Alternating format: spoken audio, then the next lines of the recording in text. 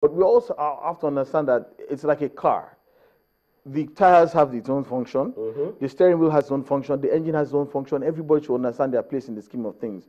If Manu Garba is the best at raising youth teams, let him stay there. Let us give him, an excellent contract. Make sure he understands his place in the team. It's not that we don't think you are good enough for them, but we try and understand that you are probably the most important part of this process. If you do not bring these teams through, or these players through, we will not have anything to feed the under-20 national team or the senior national team. And his style has been very refreshing. The same style of football they played at under-17 level is still what they're continuing. And Nduka said that they are reinventing football. They want their teams to understand how to go about their business. It's not kick and follow. It's not instinctive. Yes, instinct is good. But if a team understands exactly what to do, how to go about breaking down the opposition, it's very hard to counter that. I understand positional play. I know where Tunde is going to be for him to get the ball. And even if you look at the goal, they knew he was going to get to Bulbua, but they weren't so sure if he was going to make a pass. He saw that his his opponent was far away from him, and he made good use of instinct. I think that was a good job that Coach Manu Garba and his backroom staff have done for this under-20 team. The big task for the Nigerian Football Federation is to ensure that this team stays together and keep doing big things. Remember, we're still waiting for you to describe that goal. Today has tried, keeps going on. And by the way, we already know the Nigeria's group opponents at the FIFA Under-20 World Cup in New Zealand. They will come up against Brazil, Hungary, and North Korea. Yeah. So the coaches understand what their work is cut out for them. Now the NFA now have to support them, possibly get them tapes of qualifying series of these teams so that they can know, just to prepare them better. Play friendly games because they've been playing friendly games before this championship, so that's where they got the blend. So good one. You cannot fault the NFA in terms of preparation. This team has prepared very well. And maybe it's because they have high hopes for them. No, everyone would. And aside that, because for the first time we decided to go the way of continuity. Yeah, and possibly for the first time we actually have probably a more than decent chance of finally breaking our duck at the under-20 level. We've been to the final 3 times, never won it. We might just be 4th time lucky with this team. Let's see if this under-20 team can do the unthinkable, break record by winning the under-20 FIFA World Cup. We really wish them all the best. Let's leave the under-20 level and just go 3 steps further. On the 23 level, the Dream Team 6. Coach Samson Siasa is in charge of that team, and then today I'm saying there's a new worry for that man. Right now, I'm sure he's. Anyway, I would have said if he wasn't bald, I said he'd be tearing his hair out. But right now, he has a huge headache. His team absolutely did not deliver. It's not as if they did not create chances, but they couldn't put them away. The biggest culprit was Warri Wolves Ogene Karo Etebo, very much talked about. A decent striker, but when you fluff 3 clear chances in the first 20 minutes of a game, surely you know that there's something tremendously wrong. Junior Ajayi also fluffed another chance on 25 minutes. By the first half alone, Nigeria should have been up by 4-0, and no one would have complained. But now, the way it seems, we have our backs, everything against the wall. And from what I've been talking to a few Zambian journalists, and he was just saying that, look, Nigerians don't even bother to show up for the second leg. That was what he told me. We shouldn't bother to show up, that they will do anything. I quote him, we will do anything, that we will wring your necks, we will wring the necks of your eagles in Zambia. That was what he was telling me. But Nigerians will tell him too that we will do anything. Because of course this team also traveled to Congo and they did big things. Yeah, you mean to Gabon? To Gabon, and winning 4-1. But Gabon is a different case study. Gabon is not pushover at this level. We can do that with Gabon.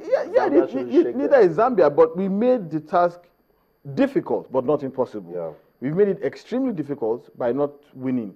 The second leg could possibly end 1-1. Nigeria goes through and away goes through.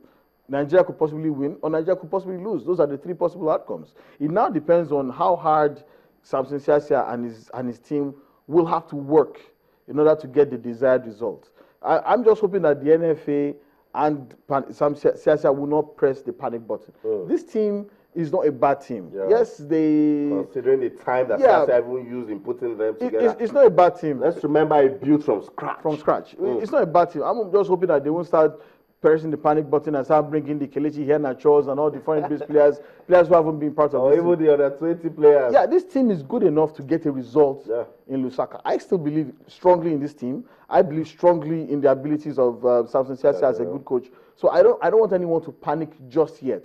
With better preparation and probably, I don't know, maybe some kind of shrink session with the strikers to know exactly what it is that they do, because they fluffed tremendous chances. We created very good chances and we couldn't put them away. So we have ourselves to blame. You cannot blame Samson Siasia for that. He will not go into the pitch and score. If his players do not deliver, there's really not much he can do. But he has a chance to remedy the situation by getting his team ready for the second leg.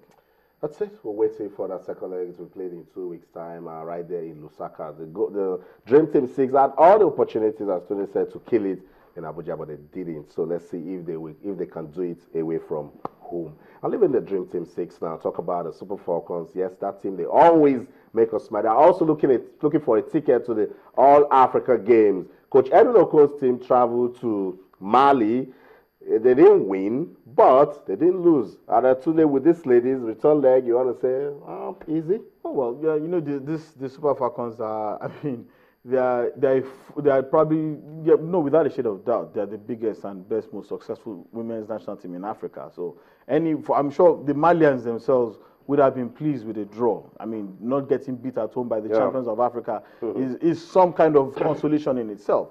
The fact that the game ended 1-1, I think, is high praise for the Malians, managing to stifle the extremely potent attack of the Nigerians. It's good for them. But I think, like the Zambians said to us, I'm going to say to the Malians, don't even bother to show up for the second leg, because this team. If I know one thing about this team doesn't take any prisoners. Edwin Okon and his team showed at the African Women's Championship that they can be ruthless, that they will take no prisoners.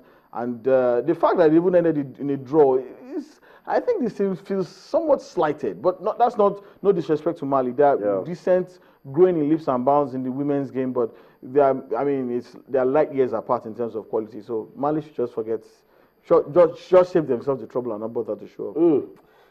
So the Koike is saying that the Malians should not come around because, coach, if you look at this Super Falcons team, they are already angry that sort of result came their way, because they actually led through Ngozi Okobi and then they lost it 1-0.